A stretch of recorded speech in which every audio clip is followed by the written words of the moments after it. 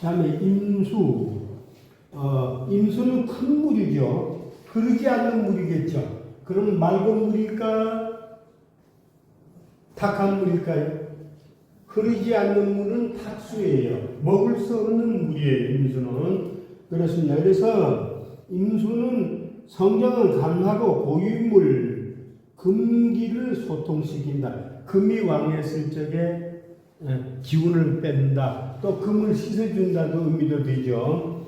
그렇습니다. 그래서 임이라는 글자는 북쪽을 가리키고 기운이 차가워 지면의 물이 북으로 흐르는 의미이고 탁한 물이 변화해서 내린다는 뜻이니까 음중의 양의 성격을 가지고 있다. 그런데 흐르지 않는 물은 임수인데 강물은 흐르겠죠. 큰 물이 되고. 그래서 그렇게 해석을 한 겁니다. 자, 장점은 열매 씨앗이 되어 땅 속에서 새 생을 잉태한다는 의미이다. 자, 그게 뭔 얘기인가 하면은 금은 열매라고 그랬잖아요. 열매가 뚝 떨어지면은 임수 수에 들어가서 겨울의 땅 속에서 봄을 준비하기 위해서 싹이 트기 위해서 탄생을 준비하고 있는 거예요. 그래서 잉태라고 한다 이렇게 보시는 거예요.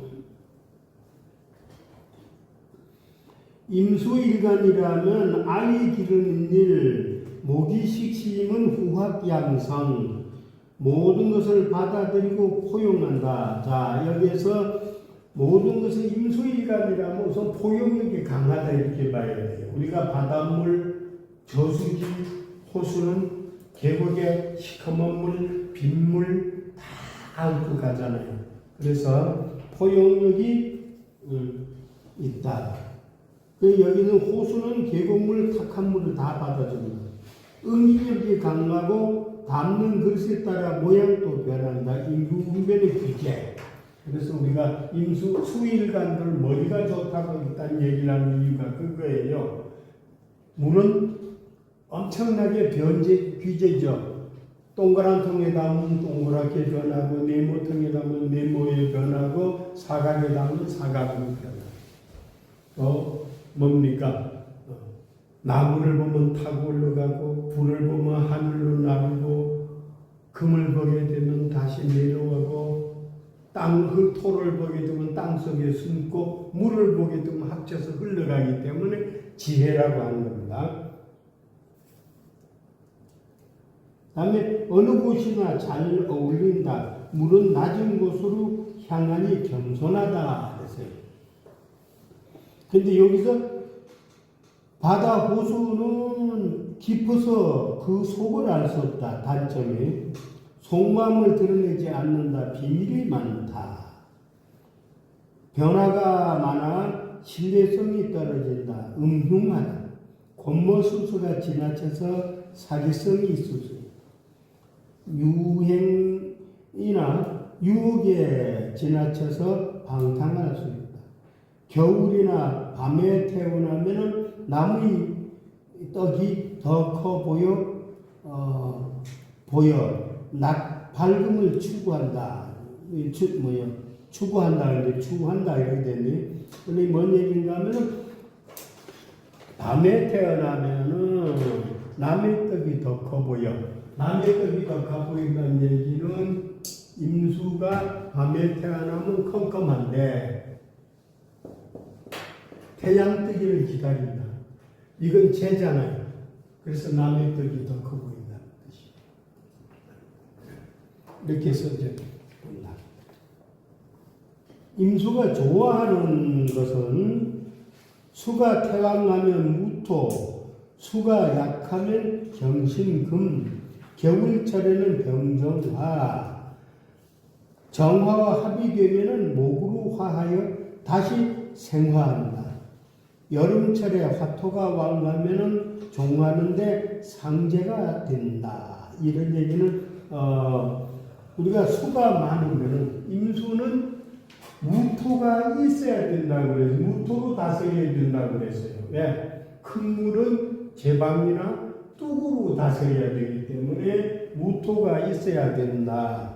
그 다음에 신약하면 어떻게 되냐면 도와줘야 돼. 신강나무, 왕나무 무토로 다스리고 신약하면은 금으로 생겨줘야 된다. 이런 얘기죠. 기토 정관은 습토로 임수를 막지 못하고 탁하게 되니 꺼린다. 임수가 기토를 보게 되면 그러지 않아서 탁한 물인데 흙탕물이 들어가면은 더 탁해진다는 뜻이에요. 그래서 꺼진다 이렇게 해요. 자, 마지막으로 개수입니다. 개수는 비, 구름, 안개, 계곡물, 생물입니다. 아까 임수는 큰 물이고 고인물, 흐르지 않는 물이니까 먹을 수 없는 물인데 개수는 계곡물이고 샘물이니까 먹을 수 있는 물이다. 약한 물, 약하여 화토를 만나면 종한다. 윤토, 양금, 개라는 글자는 헤아린다는 것이지만 천간의 마지막으로 부여된 이유는 나머지 부분을 헤아려 본다는 의미일 것이다. 그런데 음중의 성향으로 헤아리기 어려워 안개, 구름, 계곡 같은 작은 물을 상징한다. 이는 알 수 없다이다. 자, 개수는 우리가 가물가물하다. 가물가물하다. 네, 뭔가 하면 우리가 한밤중이면 뭐가 안 보이고 가물가물하다. 그리고 우리가 옛날에 지금도 그렇겠지만은 조상 돌아가셔서 저거 뭡니까? 지방을 쓸 적에도 고조 이후에 조상은 우리가 현손이라고 쓰잖아요. 가물가물하다 이거예요. 그래서 개수는 가물가물하다. 그러니까 흐르는 물인데 잘 안 보일 수도 있다. 또 밤중에 흐르는 물이다. 왜? 개수는 자수와 같기 때문에 한밤중에 흐르는 물이다. 이렇게 우리 이해를 할 수 있어요. 장점은 지모가 뛰어나 아이디어가 특출하다. 자, 개수가 아까 임수보다 개수가 더 똑똑한 이유가 그거예요. 임수는 고여 있잖아요. 개수는 맑은 물인데 흐르는데 작은 물이에요. 그러면 어때요? 딱 샘에서 솟아 내려오다가 웅덩이에 있으면 쉬어서 가죠. 언덕 만나면 과감하게 뛰어내리잖아요. 그 다음에 바위가 있으면 돌아가요. 여기 지혜예요.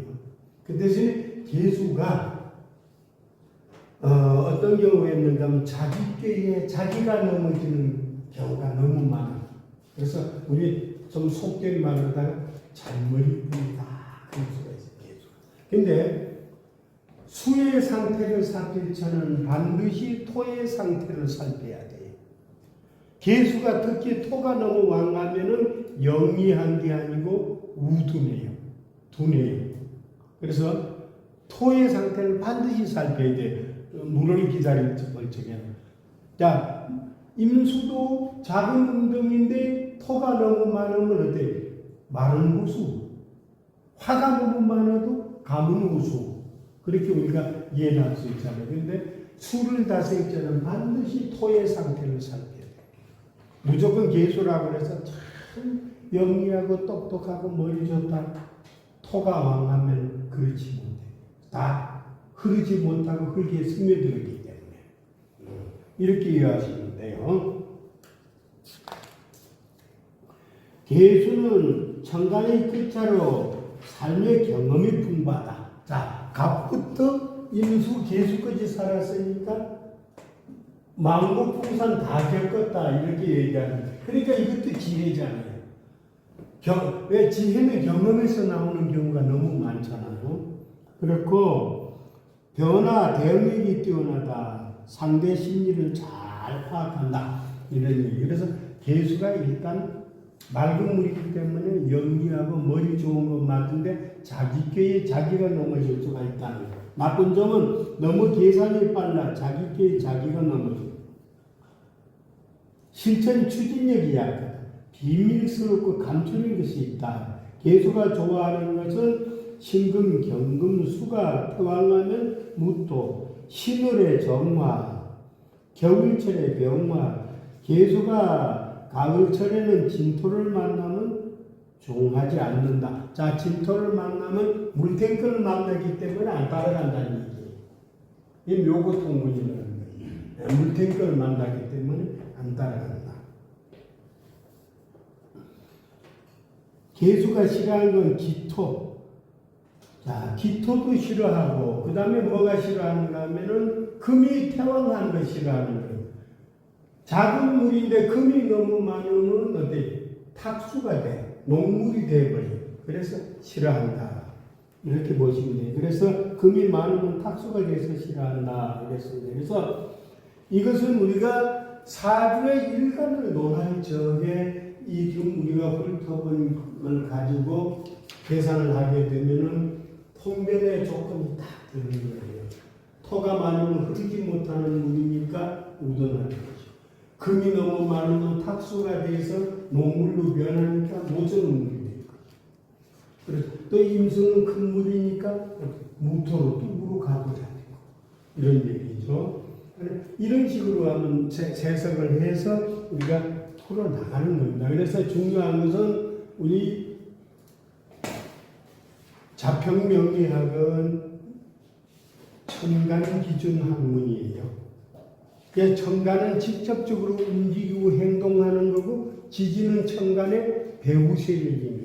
움직이지 못하기 때문에 이렇게 이해를 하시면 됩니다. 그래서 여기에서 우리가 또 이제 앞으로 강의를 우리가 공부를 하면서 일간 기준으로 풀어갈 적에 이걸 적용을 시키게 되면은 많은 공부가 될 겁니다. 그래서 오늘 이 시간에는 천간의 성정과 변화, 변화라는 얘기는 계절을 어떻게 만났느냐에 따라서 변하는 거죠. 목이 봄을 만나면 왕하죠.